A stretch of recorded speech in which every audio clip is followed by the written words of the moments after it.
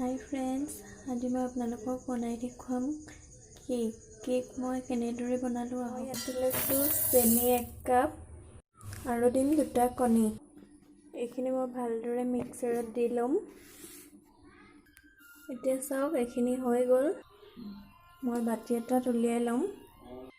एते याते दिम मैदा 1 कप, बेकिंग पाउडार दिम आधा चामच, गाखिर दिम आधा कप আৰু ৰিফাইন তেল দিম আধা কাপ, ভেনিলা এসেন্স দিম অকণমান।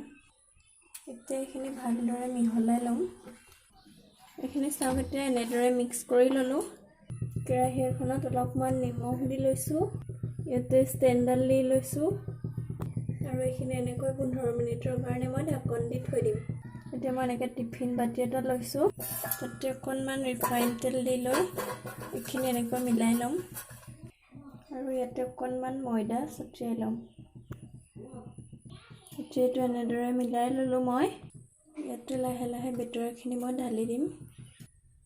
হৈ গল। এতিয়া এখিনি মই কেৰাহীত বহাই দিলো।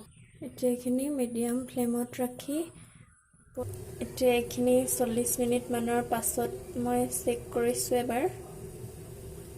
হৈ গল। এতিয়া এখিনি ঠাণ্ডা হৈ গল।